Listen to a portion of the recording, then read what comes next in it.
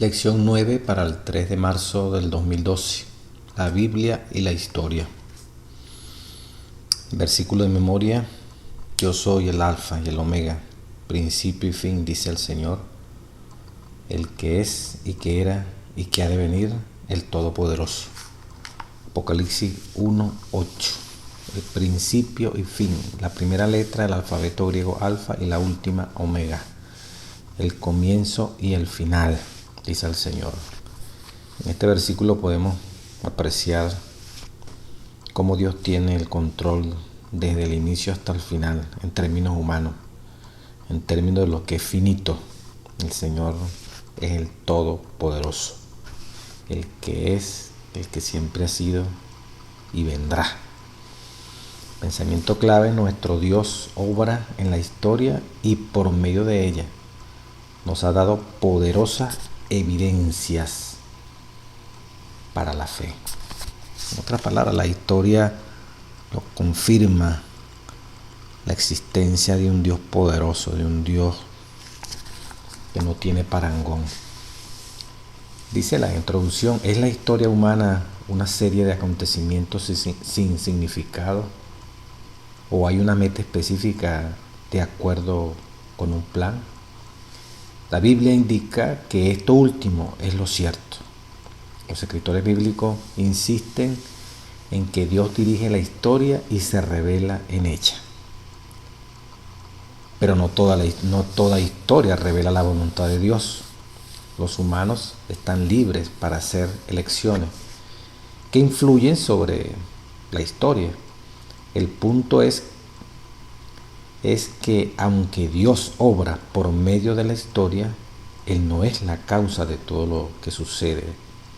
Entonces, a pesar de las maquinaciones de los seres humanos, Dios está allí, actuando, y llevará la historia humana a un final grandioso y glorioso.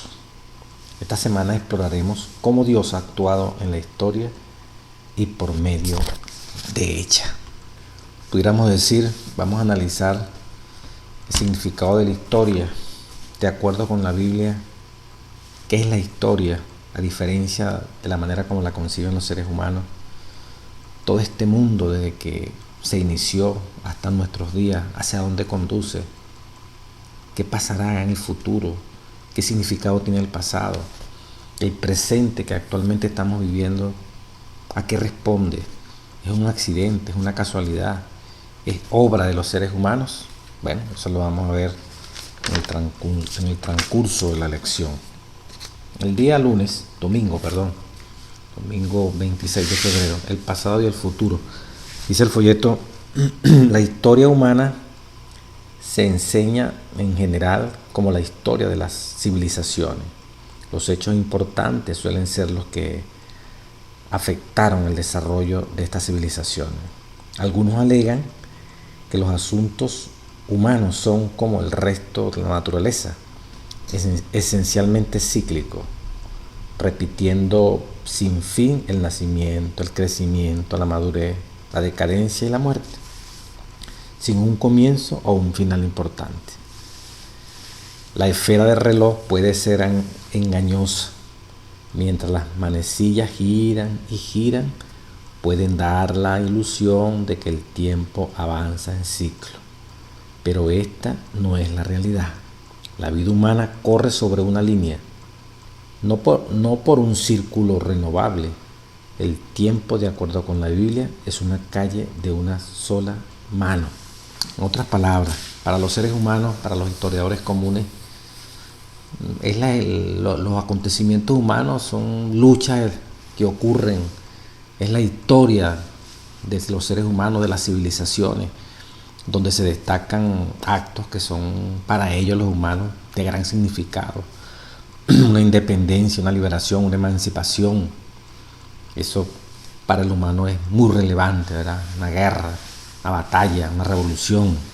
Son los hitos, son los hechos que marcan o señalan la historia. Y ven en ella como algo repetitivo, que ocurre una vez, ocurre otra vez, y como un proceso cíclico, pues toda nación nace, crece, madura, se desarrolla, desaparece y vuelve otra vez a repetir el mismo ciclo.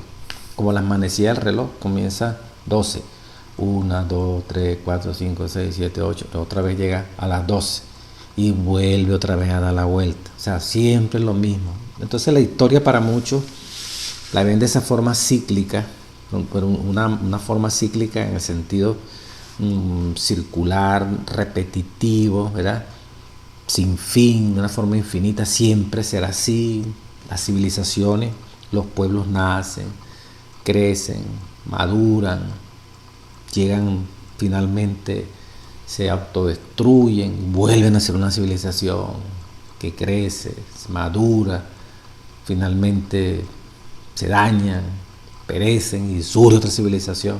Y es un sinfín que uno no sabe cuándo va a terminar.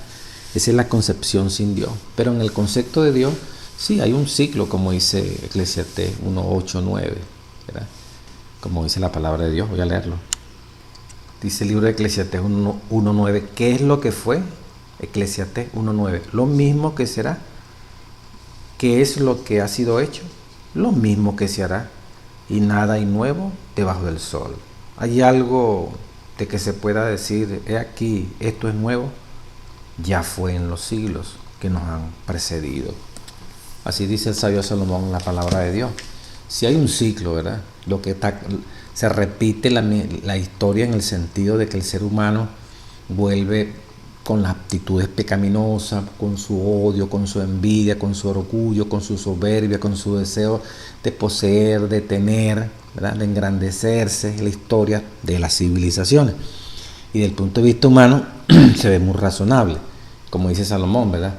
Pero para el mundo, para los historiadores comunes, esta repetición continua de lo que es la historia de la humanidad no tiene fin, es un repetir y repetir, y cada vez las civilizaciones que parecen muy adelantadas, como hoy en día el siglo XXI, volvemos a las guerras, volvemos a ver otra vez la lucha entre etnias, entre civilizaciones, como escribían unos autores norteamericanos, un choque de civilizaciones, musulmanes, cristianos, o sea, cosas que anteriormente ocurrían en un grado mínimo, vamos a decirlo así, en cuanto a extensión territorial, pero también portentoso, abarcaba a veces hasta 2 continentes. Hoy lo vemos en forma más global.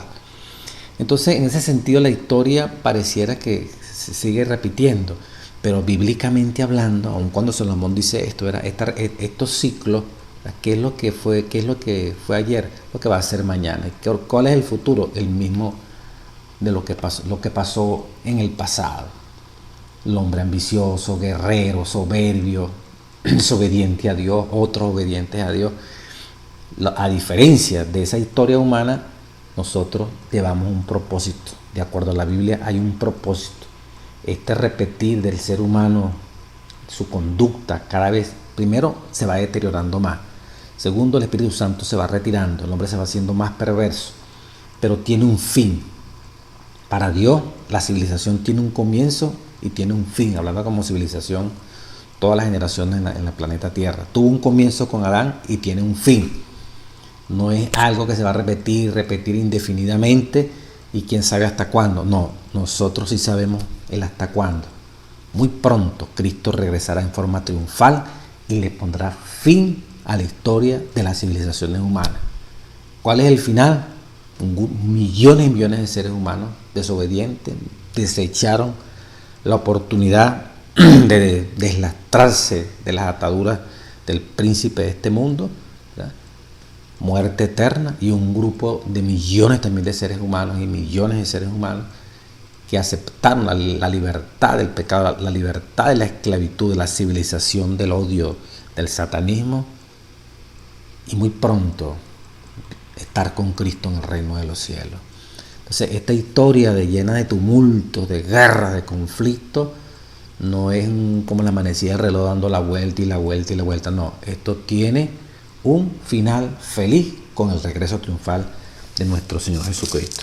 Entonces, en esta primera parte, la historia humana no es una serie sin fin de ciclos repetidos, dice el folleto. Tuvo un origen específico y tendrá un futuro ¿qué? glorioso. Por eso el Nuevo Testamento también habla algo parecido, ¿verdad?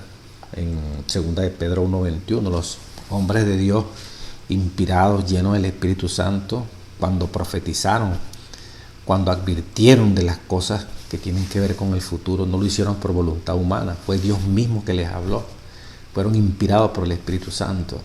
De tal manera que la historia de lo que pasó, la historia que nos muestra con mucha anticipación, de acuerdo a la divinidad, las cosas que han de pasar, el mundo no entiende. Los seres humanos, por haberse desvinculado del que conoce el principio del fin, de quien es el alfa y el omega, creen que este presente que se está viviendo lo elaboraron ellos, sus congéneres, sus ancestros, y que la civilización de Occidente, de Oriente, hoy en día en todos los continentes, es fruto de un desarrollo humano sin Dios. Son ellos los creadores de todo esto y ellos llevan este mundo hacia, entre comillas, una edad de desarrollo, una edad de oro. Sin embargo, hay voces que dicen que esto no va a ser así, dentro de ellos mismos, porque ven que la manera como se ha destrozado el ambiente, la manera como el aumento poblacional es enorme, casi 7.000 millones de seres humanos prácticamente, más reservas alimenticias cada vez menos, las reservas de agua cada vez son menos, el aire cada vez más contaminado, como decíamos en la anterior lección. Ya muchos predicen que dentro de 4 o 5 décadas, quién sabe si podemos sobrevivir. Terminaba el párrafo de la lección de ese día lunes. Dios, Él es el Dios del pasado. Jehová es el Dios del pasado, del presente, pero también es el Señor del futuro. Por eso podemos confiar en que el futuro sucederá como Él dijo que sería. Y vamos a ir corroborando esto en la medida que vamos desarrollando la lección. Los profetas, como historiadores en la lección del día lunes, por toda la Biblia los profetas usan la frase, la palabra de Jehová, o un equivalente como, así dice Jehová, Dios dice, etc. Lo que ellos están diciendo es, vamos a parafrasear, yo no estoy hablando estas verdades, es Dios el que habla por mí, diría el profeta. Es Dios el que habla por mi intermedio, así que es mejor que lo escuche. Todos estos profetas hablaban de esa forma, no es que eran los super iluminados, no es que eran grandes politólogos, científicos sociales que deducían por esto, por X, Y investigación. Dios les mostraba y ellos repetían. Y dándole la autoridad a Dios, pongan cuidado, porque es Dios el que conoce el pasado, el presente y el futuro, os dice esto, como se revela en Jeremías 1, 14 y 19. La advertencia, como dice aquí el folleto, al lector se le permite ver el doloroso proceso histórico por el cual la ciudad capital, Jerusalén, iba a ser entregada a los babilonios en cumplimiento de las predicciones de Dios sobre la suerte de Israel. Allí vemos en Jeremías 1, 14 al 10, cómo Dios le advirtió: ustedes van a caer en manos de los babilonios, ustedes van a ser subyugados por la gente de Babilonia, yo levantaré ese pueblo del norte por su rebeldía, por sus pecados. La mayoría no creyó. Los que gobernaban en esa época, profetas falsos, buscaban profetas que más bien les dijese que ellos no iban a ser subyugados, dominados por otros, como dice aquí. Los reyes humanos, por supuesto, raramente creyeron que la historia actuara de esa manera. Ellos imaginaban que sus decisiones de gobiernos dirigían la vida pública, pero Jeremías y otros profetas afirman otra cosa. Los gobernantes de Israel descubrieron que el proceso histórico estaba llevando a la nación hacia la devastación y el exilio. El libro de Jeremías es un recordativo asombroso del poder de la palabra de Dios que se cumplió en eventos históricos. Y vamos a comprobar ahora, dentro de un ratico estas cosas. ¿Cómo testifica en forma similar Isaías y Nahum? En el caso de Asiria, ¿verdad? Como Dios determinó a Asiria, ya llegó al límite, ¿verdad? Voy a tomar medidas contra Siria. Y lo hacía utilizando otros reinos, como Babilonia.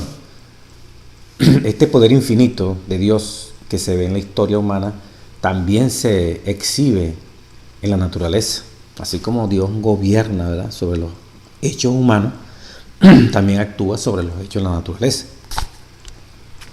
El Salmo 104, por ejemplo, describe los procesos de la naturaleza, no como un mecanismo independiente que funciona en forma autónoma, sino más bien como procesos en los cuales Dios está actuando en todo momento.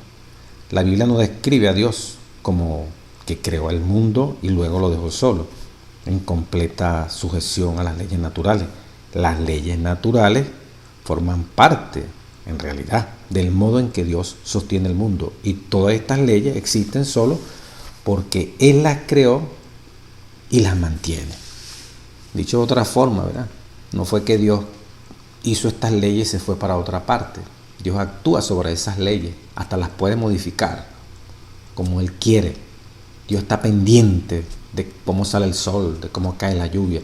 Si Dios está interesado en eso que es para beneficio del hombre, ¿cómo no va a estar interesado en los asuntos del hombre? En todos los asuntos que tienen que ver con el bienestar político, social, económico, en que se mueve usted y me muevo yo.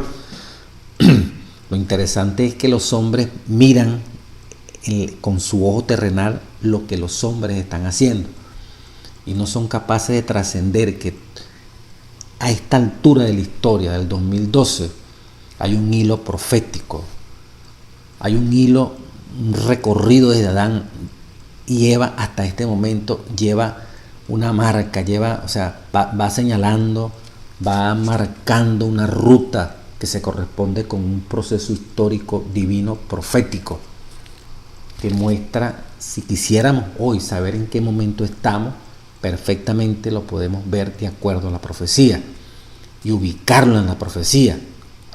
¿En qué momento de la historia nos encontramos en la profecía? No como un hecho de que vivimos es porque una elección produjo tal presidente y la gente eligió, entonces por eso que no. Todo tiene una razón de ser, histórica, profética.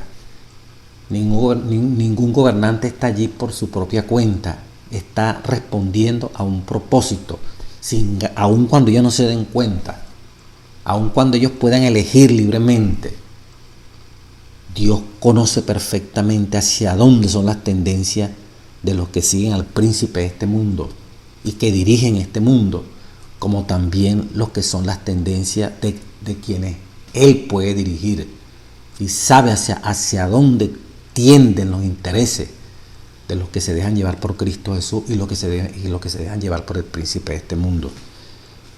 A diferencia de los siervos de Dios, el príncipe de este mundo gobierna sobre este mundo y también tiene una meta, llevar a la destrucción a este planeta como una enemistad, como algo que siente contra el Creador, que tuvo que sacarlo del cielo por su rebeldía. En esta parte de la lección, ¿verdad?, de los profetas como historiadores, un hecho aquí muy concreto, Jeremías 25, versículo 4 en adelante, dice Dios: y envió Jehová a vosotros todos los siervos, los profetas, enviándoles desde temprano y sin cesar, pero no oíste, ni inclinaste vuestros oídos para escuchar. Cuando decían: volveos ahora de vuestro mal camino y de la maldad de vuestras obras, y moraréis en la tierra que os dio Jehová a vosotros y a vuestros padres para siempre, y no vayáis en pos de dioses ajenos, sirviéndoles. Versículo 7 dice: pero no me habéis oído.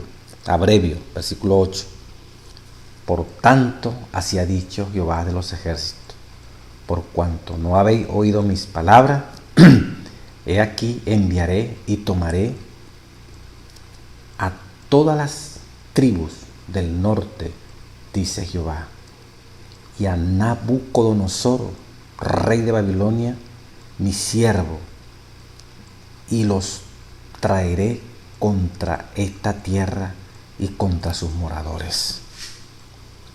Eso es lo que Dios está haciendo. Abrevio, versículo 11. Toda esta tierra será puesta en ruinas y espanto, y servirán estas naciones, ¿a quién? Versículo 11 del capítulo 25 de Jeremías, y servirán estas naciones al rey de Babilonia 70 años. Y mire como dice el versículo 12 del capítulo 25 de Jeremías. Y cuando se han cumplido los 70 años, castigaré al rey de Babilonia y aquellos y aquella nación por su maldad, ha dicho Jehová, y a la tierra de los caldeos, y la convertiré en desierto para siempre. Como Dios predecía exactamente lo que le iba a pasar al pueblo de Dios, ¿verdad? Iba a levantar a Nabucodonosor, iba a levantar a Babilonia. Todavía no había ocurrido. Los 70 años que se estaban prediciendo estaban en el futuro, y ya Dios decía que eso iba a ocurrir. Y exactamente eso ocurrió. Utilizó a un imperio, Babilonia, no porque fuera maravilloso, no porque fuera bueno, le permitió gobernar y reinar, de ninguna manera. Sin embargo, Dios la utilizó para sus propósitos en la historia profética. Nabucodonosor, ¿verdad?, somete al pueblo de Dios pensando que lo está haciendo por su propia voluntad y cuenta. Sin embargo, está cumpliendo un designio de Dios. Y luego que Dios lo utiliza, como dice el versículo 12, ¿verdad? Entonces, ese Nabucodonosor, esa Babilonia es castigada y es dejada desierta como guarida de demonios. Y exactamente así se cumplió. 70 años duró cautivo el pueblo de Dios, y luego vino su liberación. Entonces Dios, el amo de la historia, hay hechos muy concretos y muy bonitos. Me va a permitir leerle el Espíritu Profecía. Dice el libro Profetas y Reyes en la página 367, capítulo El sueño de Nabucodonosor. En la historia de las naciones, el que estudia la palabra de Dios puede contemplar el cumplimiento literal de la profecía divina. Babilonia, al fin quebrantada, desapareció porque en tiempo de prosperidad sus gobernantes se habían considerado independientes de Dios y habían atribuido la gloria de su reino a las hazañas humanas. El reino medo-persa fue objeto de la ira del cielo porque en él se pisoteaba la ley de Dios. El temor de Jehová no tenía cabida en los corazones de las vastas mayorías del pueblo. El poder ejercido por todo gobernante de la tierra es impartido del cielo. Página 368, Profetas y Reyes. Y del uso que hace de ese poder el tal gobernante depende su éxito. A cada uno de ellos, de los gobernantes, se dirigen estas palabras del vigía divino, que se encuentra en Isaías 45:5. Yo te ceñiré, aunque tú no me conociste. Y para cada uno constituyen la lección de la vida las palabras dirigidas a Nabucodonosor. Redime tus pecados con justicia y tus iniquidades con misericordias para con los pobres, que tal vez será eso una prolongación de tu tranquilidad. Daniel 4:27. Comprender estas cosas, comprender que la justicia engrandece la nación, que con justicia será afirmado el trono y que éste se sustenta con clemencia, reconocer el desarrollo de estos principios en la manifestación del poder de aquel que quita reyes y pone reyes, es comprender la filosofía de la historia. Esto se presenta claramente tan solo en la palabra de Dios. En ella, la palabra de Dios, se revela, oiga esto, que la fuerza tanto de las naciones como la de los individuos no se halla en las oportunidades o los recursos que parecen hacerlos invencibles. No se halla en su jactanciosa grandeza. Se mide por la fidelidad con que cumplen el propósito de Dios. Esta es la verdadera filosofía de la historia. Otro hecho importantísimo en Isaías 45, versículo 1 dice, Isaías, escrito 700 en el año 700 aproximadamente. Así dice Jehová, Isaías 45, 1. Así dice Jehová a su ungido, a Ciro, al cual, dice aquí, tomé yo por su mano derecha para sujetar naciones delante de él y desatar reyes, lomo de los reyes, para abrir delante de él puertas, y las puertas no se cerrarán. Yo iré delante de ti y enderezaré los lugares torcidos. Abrevio, versículo 4. Por amor de mi siervo Jacob y de Israel, mi escogido, te llamé por tu nombre. Te puse sobrenombre, aunque no me conociste. Yo soy Jehová y ninguno más hay. No hay Dios fuera de mí. Yo te ceñiré, aunque tú no me conociste. Apreciado amigo, apreciado hermano, esto fue escrito aproximadamente en el año 700 antes de nacer Jesucristo. Y Ciro aparece en escena en el 537-38 antes del nacimiento de Jesucristo. Casi 150 años antes de que naciera Ciro, ya Dios le había puesto el nombre que se iba a llamar Ciro. 150 años antes, ya Dios lo iba a utilizar, como dice Esdras 1, capítulo 1, versículo 1, tú lo puedes leer, ¿verdad? El último versículo del último capítulo de Segunda de Crónicas, tú puedes ver cómo allí se habla de Ciro. 150 años sin él saber que iba a ser un líder, que iba a ser un guerrero, que iba a lanzar decretos para reedificar a Jerusalén. Ya Dios lo tenía en mente. Hasta el nombre ya se sabía que se iba a llamar Ciro y lo iba a utilizar. Cuando él llegó, ¿verdad? Una vez que cae Babilonia, Darío, luego viene Ciro. Una vez que esa Babilonia cae, los judíos le hacen ver que fue un instrumento de Dios, y así lo hace ver él en Esdras capítulo 1, como Dios lo escogió, se sintió escogido de Dios para una gran obra, y literalmente la profecía la cumplió, se cumplió el propósito. Él ni pensaba que estaba cumpliendo el propósito. Sin embargo, en su libre elección, en su libre decisión, ¿verdad?, el hombre aceptó ese llamado de Dios, ¿no?, sin saber que Dios estaba obrando en él, e hizo y logró a través de sus fuerzas militares el acabar con Babilonia y hacer posible, como rey de Persa, primero Media y Persa, luego quedan los persas, él queda en forma definitiva como el instrumento que va a hacer posible el inicio de esa reconstrucción del pueblo de Dios una vez cumplidos los 70 años que estuvo bajo las manos del poder de Babilonia. Y esa Babilonia, ¿verdad?, que castigó, fustigó, y que fue instrumento para castigo del pueblo de Dios, ahora fue castigada por el imperio medo-persa. Cuán exacta es la profecía. Inmediatamente la lección va a hablar en el día martes, Daniel y la providencia divina en la historia. Es interesante esta parte de Nabucodonosor en Babilonia. Puedo decirle, mire, que todo el libro de Daniel es un tratar de convencer a nosotros y al mundo de aquella época, a Nabucodonosor, a Babilonia como imperio poderoso, primer imperio de la civilización conocida moderna, vamos a decirlo así, la que dio las herramientas, los principios, el principio de lo que hoy se llama civilización comenzó en Babilonia. Allí está Daniel. Desde el capítulo 1 vemos un Daniel junto con unos amigos, ¿verdad?, cautivos, presos, diciéndole a Nabucodonosor: tú no eres el que rige el mundo lo dirige Dios.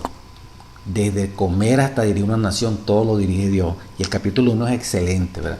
Cómo Dios le muestra a Nabucodonosor que los hijos de Dios, con la dieta que Dios manda, son superiores a toda la raza humana. Y así lo demostraron en el capítulo 1. En el capítulo 2 se le vuelve a demostrar a Nabucodonosor que entre todos los pueblos que están bajo su dominio, no hay nadie que pueda revelar los misterios ocultos. Y cuando Daniel pide revelación junto con sus amigos del sueño que tuvo Nabucodonosor, parte de la declaración que Daniel expresa allí en el capítulo 2, Dios que conoce los secretos, los misterios, que quita y pone reyes, esa palabra es importante, que quita y destrona presidente, Dios luego que a través de Daniel se le revela el sueño a Nabucodonosor, Dios le hace saber a Nabucodonosor, Dios es el que manda, Dios es el que quita y pone, Dios es el que entrona a un presidente y lo destrona, no son los hechos humanos. Este hombre fue terco, este hombre no, eso le costó entenderlo, aun cuando en las primeras de cambio acepta que el sueño que Daniel le muestra, una vez que se lo ha olvidado, realmente es correcto. Y dice esta expresión, en Daniel 2:47, dice, ciertamente, dice Nabucodonosor, el Dios vuestro es Dios de dioses. Cuando observa el milagro en el horno de fuego, donde fueron metidos los amigos de Daniel, y ve el milagro maravilloso, ve prácticamente a Jesús entre los tres, dice, el Dios de ellos. San Nabucodonosor no termina de dar su brazo a torcer para reconocer la grandeza, cómo Dios lleva el futuro, cómo Dios controla la historia. En el capítulo 4 tiene aquel sueño de aquel árbol, ¿eh? Y es contundente allí lo que se le muestra en el capítulo 4, el propósito. El árbol que crece y luego es cortado. Abrevio Daniel 4:17. La sentencia es por decreto, se le está revelando el sueño de los vigilantes, esto fue lo que tuviste en el sueño, y por dicho de los santos, la resolución, para que conozcan los vivientes que el Altísimo gobierna el reino de los hombres y que a quien él quiere le da y constituye ¿verdad?, al más bajo de los hombres. Yo, el rey Nabucodonosor, he visto este sueño. Ahí mismo en el capítulo 4, ¿verdad?, en el versículo 25, cuando le está explicando qué significan esas palabras, que te echarán de entre los hombres y con las bestias del campo será tu morada. Y con hierba del campo te apacentarás como a los bueyes, y como el rocío del cielo serás bañado. Y 7 tiempos pasarán sobre ti, hasta que conozcas que el Altísimo tiene dominio en el reino de los hombres y que lo da a quien Él quiere. Hasta que no reconoció, como dice el versículo 34 del capítulo 4 hasta el 37, la razón no le fue devuelta. La razón le devolvió porque estaba loco cuando admitió realmente Dios es el que gobierna, Dios es el que domina los asuntos de la historia. Entonces ese capítulo 4, ¿verdad?, le hizo ver. El capítulo 5 vemos un Daniel que también con Darío allí, la caída de Babilonia en el capítulo 5, cómo Dios gobierna, pesó en balance a Belsasar, yo tengo el control. El capítulo 6, Daniel en el foso de los leones, ¿verdad?, demostrando que Dios es poderoso, y entonces Darío tiene que proclamar que Dios no es maravilloso, es excelente, etcétera, etcétera. El capítulo 7, Dios domina la historia, aquellas 4 grandes bestias, aquella bestia horrible y espantosa que sale allí, ¿verdad?, la Roma pontificial, la división del Imperio Romano. El capítulo 8, ¿verdad?, otra vez se repite parte de la profecía, pero haciendo énfasis en ese cuerno pequeño, ¿verdad?, pero ahora es un cuerno que crece, ¿verdad?, mucho, y un cuerno, ¿verdad?, que echa por tierra la verdad, echa por tierra el santuario, hasta 2300 tardes de mañana, y el santuario será purificado. El capítulo 9 vuelve a narrar la historia de cómo Dios, para el pueblo de Dios, qué es lo que va a pasar. 70 semanas están determinadas sobre tu pueblo. Y allí una cantidad de eventos que anuncian hasta el bautizo matemático exacto, la fecha exacta que se calcula matemáticamente el bautizo de Jesucristo en el año 27 después de su nacimiento. Qué maravilloso, ¿verdad? Hasta llegar a 1844, que es el final de la profecía de los 2300 días, tardes y mañanas. El capítulo 9. El capítulo 10, ¿verdad? La forma como los ángeles están allí, ¿verdad? Y como Cristo tiene que venir a auxiliar al profeta ante una gran revelación que se va a producir en el capítulo 11, que es como el más literal. Otra vez comienza la historia desde Medo-Persia, prácticamente hasta la segunda venida de Cristo, pasando por el Imperio Romano, por todos los Ptolomeos, toda esta cantidad de reyes que existieron. Y ya al final del capítulo 11, ¿verdad?, cómo Dios va dirigiendo la historia, se va al futuro, ¿verdad? Y aquel rey del norte que se levanta, ¿verdad?, aquella Roma pontificial que se levanta allí, ¿verdad?, a luchar. Noticias del oriente la atemorizarán. El regreso triunfal de Cristo Jesús, el fuerte pregón, inmediatamente se pega con el último capítulo de Daniel, capítulo 12, que hace ver, ¿verdad?, en aquel tiempo se levantará Miguel por los hijos de su pueblo para llevarnos al reino de los cielos, si tú eres fiel y yo soy fiel. Esta historia tiene un principio, tiene un fin, que dramáticamente y espectacularmente Dios lo ha mostrado a través de la revelación, a través de la profecía. Por eso es tan interesante estar al tanto de la profecía. ¿En qué momento estamos en la historia de la profecía? En Daniel 2 estamos en los pies, en la parte final de la estatua. El 99% se ha cumplido, falta una sola partecita, la piedra es la segunda venida de Cristo, para inaugurar un reino, ponerle punto final a toda esta corrupción de pecado, de miseria en esta tierra, levantar un reino que nunca más se va a corromper, contigo y conmigo. Los eventos son cruciales, lo que está pasando en el mundo árabe hoy en día, toda esta crisis del capitalismo, toda esta crisis del marxismo en los poquitos países que quedan, como la apertura que hay en Cuba, ¿verdad?, la presión que hay con Corea del Norte, la presión que hay con Irán. Todo esto es para que el evangelio de una u otra forma tiene que penetrar donde no ha penetrado, para que toda tribu, nación, pueblo, lengua, según Apocalipsis 14, ¿verdad?, este mensaje que se va a llevar llegue allí, y desde el musulmán hasta el japonés, en toda tribu, nación, pueblo y lengua, desde la cosa más pequeña de una tribu hasta una nación, tienen que conocer el mensaje de salvación, el hilo profético hacia dónde vamos. Y Satanás ha extendido este conocimiento de que la historia tiene que tener un punto final.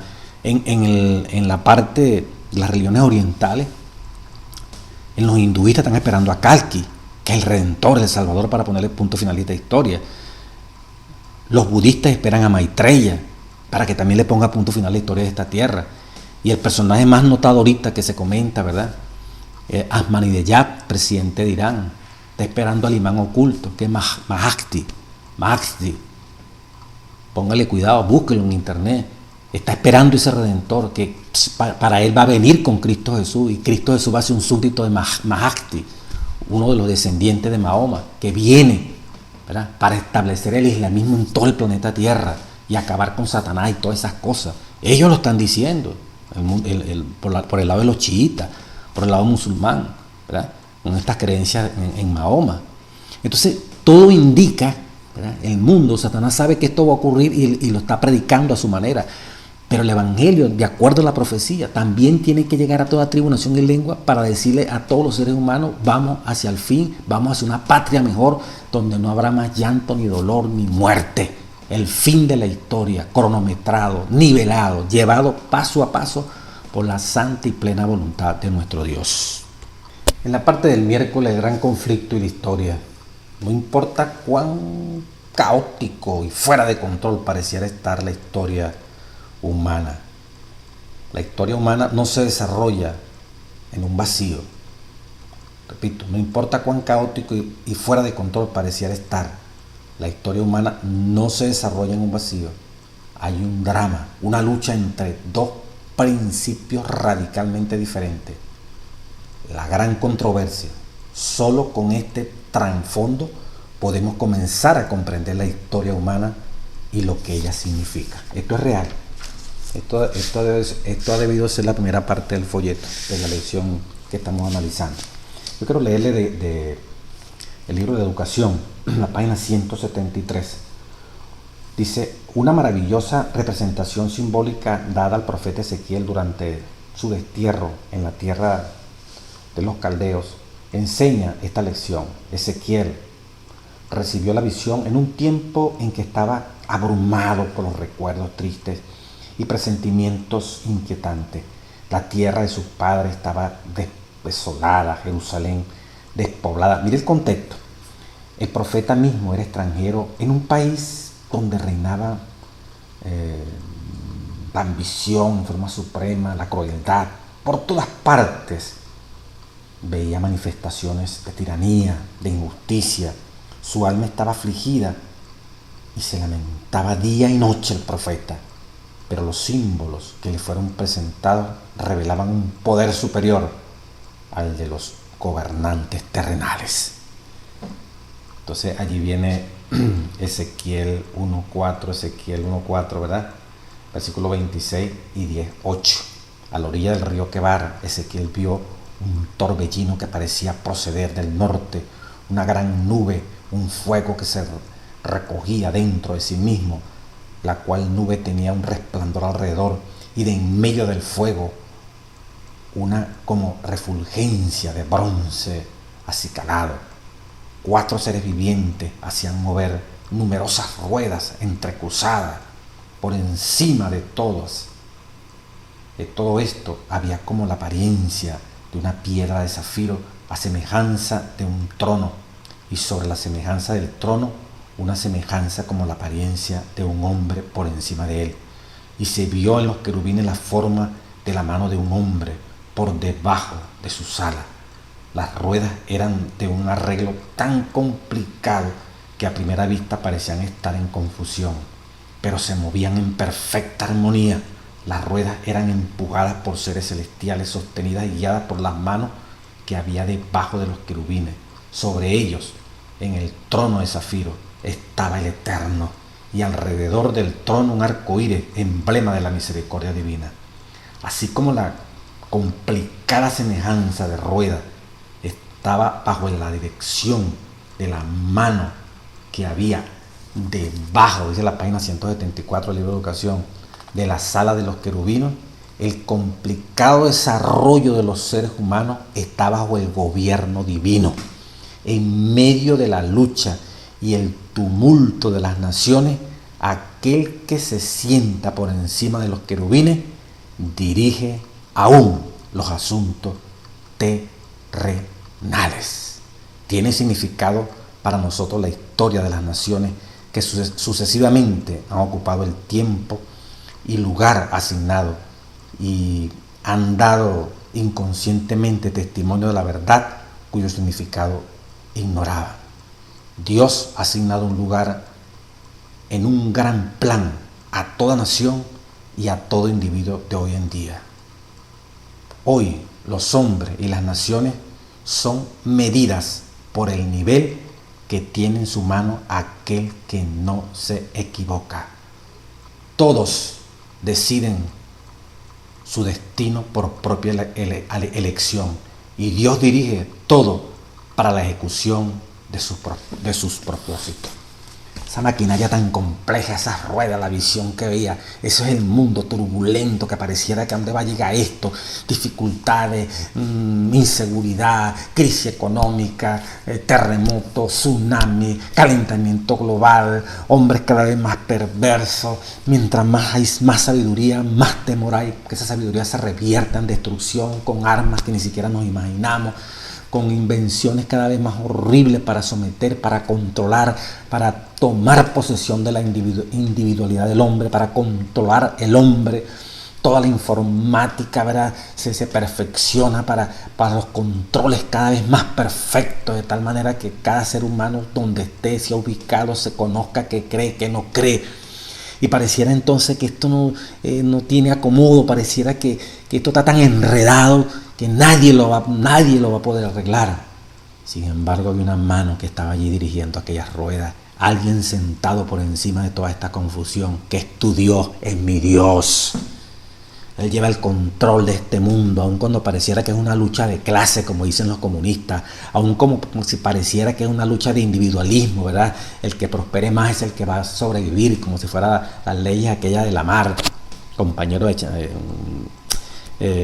contemporáneo allá de Charles Darwin, la ley de la supervivencia. No, aun cuando eso es la visión humana y una visión divina, todo este tumulto, todo esto que pareciera sin control, está bajo el control de Dios, porque así se le mostró al profeta Ezequiel cuando estaba prácticamente viendo esa tiranía, viendo el desboronar de su nación, viendo la desolación, que pareciera que no había control, pareciera que todo era un desorden. En medio del desorden, el Señor sabe a dónde lleva esta historia. La lleva hacia el pronto regreso y fin de la historia con la aparición gloriosa de Cristo Jesús. Y tú y yo tenemos un papel que desempeñar. Tenemos que estar allí del lado del Maestro, del lado del Rey de Reyes y Señor de Señores. Pero el gran conflicto, y tiene toda la razón como dice el folleto, para poder entender la elección que haces tú a favor o en contra, el gran conflicto es entre Cristo y Satanás. El mundo está dividido en dos grandes renglones. Los que son del mundo y siguen al príncipe de este mundo, y los que son de Dios y siguen al Rey de Reyes, el Señor Jesucristo. Vamos a demostrarlo con la Biblia. Como dice el libro de Efesios, porque no tenemos lucha, Efesios 6:12, contra sangre y carne, sino contra príncipes, contra principados, contra potestades, contra los gobernadores de las tinieblas de este siglo, contra huestes espirituales de maldad en las regiones celestiales. Esto no es solamente carne y sangre, es más allá de los seres humanos. Hay un Satanás que está dominando, hay espíritus que se están moviendo, hay potestades de las tinieblas que están gobernando esta tierra, que están gobernando los seres humanos. En San Mateo capítulo 4, versículo 8, la tercera tentación que Satanás le hizo a Jesucristo, Satanás le dice otra vez, Mateo 4:8, otra vez le llevó el diablo a un monte muy alto y le mostró todos los reinos del mundo, todos los gobiernos del mundo y la gloria de ellos. Y Satanás le dijo en el versículo 9, capítulo 4 de San Mateo, todo esto te daré si postrado, ¿qué dice el parado? Me adorares. Satanás es el dueño, Satanás gobierna a los presidentes de la república. No tienen a Cristo en su corazón. Díganme ustedes cuáles son los que tienen a Cristo en el corazón. Satanás es el gobernante de este mundo, de los tesoros, aparentemente de lo bello, entre comillas, de este mundo. Como dice aquí la palabra, todo esto te daré, la gloria de esto, todos esos gobiernos se las ofreció a Cristo, porque Él es el que domina en esta tierra. Él es el príncipe de este mundo y tiene sus súbditos. Segunda de Corintios 4:4 dice la palabra inspirada. Segunda de Corintios 4:4 dice la palabra inspirada. Vamos a tomar el 3. Pero si nuestro evangelio está aún encubierto entre los que se pierden, está encubierto, en los cuales el Dios con D minúscula de este siglo cegó el entendimiento de los incrédulos para que no le resplandezca la luz del evangelio de la gloria de Cristo, el cual es la imagen de Dios. El Dios de este siglo, el Dios de este mundo es Satanás. Entonces el conflicto hay que entenderlo dentro de esa magnitud. Hay dos grandes grupos, la simiente de Dios con una cabeza que es Cristo y toda su descendencia a la cual Satanás se fue a hacer guerra, y la simiente del diablo. Ahí están esos dos grupos que van, aparentemente se ve, cuando digo aparentemente me estoy refiriendo a que son hombres y mujeres que parecieran que están haciendo la historia a su manera, a su forma, pero no. Los cristianos hacen la historia conforme a la forma y a la voluntad de Cristo Jesús, mientras que los seguidores del demonio hacen la historia conforme a la voluntad de Satanás. Aquí no hay punto medio, amigo, hermano. Aquí no hay punto gris, o es negro o es blanco. Aquí la lucha no es contra aquel político, contra aquel, no, aquí la lucha no es contra carne y sangre, aquí la lucha es contra potestades, contra demonios que están aquí en esta tierra, que fueron sacados del cielo, y del demonio contra los hijos de Dios. Y siendo hijos de Dios, Dios tiene una meta trazada, y aun cuando no sean hijos de Dios, igualito van a terminar en esa meta que Dios dijo: los que me rechazan, exterminados para siempre, y los que me aceptan, felicidad eterna con Cristo Jesús en el reino de los cielos. No hay otra. La historia del mundo ya está trazada, y lo que Dios dijo se cumplirá, porque es su palabra. Él es el principio y el fin para nosotros en términos humanos, este concepto de tiempo. Él es el alfa y el omega, el principio y el fin, el que fue, el que es y el que ha de venir. Dios es el amo de la historia. Los eruditos han tratado de sacar a Dios de esto, pero no pueden. Luego la lección de Goethe, como lo decía de manera espectacular, así como la cruz dividió la historia en dos pedazos, antes de Cristo y después de Cristo. Murieron muchos judíos, pero hubo uno especial que hizo posible que la historia se contara antes y después. Cristo hace posible que la historia mundial, antes y después, también tú seas participante de ese antes y después. Dios hace posible que la humanidad pueda cancelar, eliminar totalmente la historia pasada. Antes de Cristo, usted bebía, usted era vulgar, usted era mentiroso, usted era tracalero, usted violaba los mandamientos, usted era irresponsable, usted era egoísta. Pero después de Cristo, la historia escrita por el Espíritu Santo en tu corazón te ha hecho un hombre y una mujer nueva para vivir en el reino de los cielos. También en la parte secular y en la parte espiritual, la historia antes y después de Cristo, la historia secular, la historia de las naciones, hay una historia particular que yo quisiera que en este momento tú y yo la estuviéramos viviendo, ¿verdad? Pudiéramos decir en forma definitiva: antes de Cristo era secularidad, era mundanalidad, era esclavitud en el pecado, era ser siervo de las tinieblas, era ser habitación de demonios, era tener un cuerpo al servicio de todos los medios habidos y por haber para destruir la salud, para destruir la mente, para destruir las relaciones familiares. Pero se comenzó una nueva historia en el momento que nos bautizamos. Se canceló la historia antes de Cristo, cuando andábamos en tinieblas, como dice Efesios 2, versículos 1 y 2, siguiendo la corriente de este mundo, al príncipe de este mundo, al espíritu que gobierna la desobediencia y la ira. Andamos así aturdidos, haciendo lo malo, siguiendo a los demás. Esa es la historia antes de Cristo. Pero ¿cómo es tu historia después de Cristo? Una historia de victoria, una historia que va mostrando que vamos hacia una patria, la patria celestial. No es que yo soy de Venezuela, tú eres del Perú, tú eres de Bolivia, tú eres de Estados Unidos, tú eres de España, tú eres de Dominicana. No, pero nacimos por voluntad de Dios allí, porque igualito hemos podido nacer en cualquier parte. Ni usted ni yo decidimos dónde nacer, fue voluntad de Dios. Por eso nuestra patria es la patria celestial. Estamos en un terruño, estamos en una tierra donde Dios permitió que naciésemos.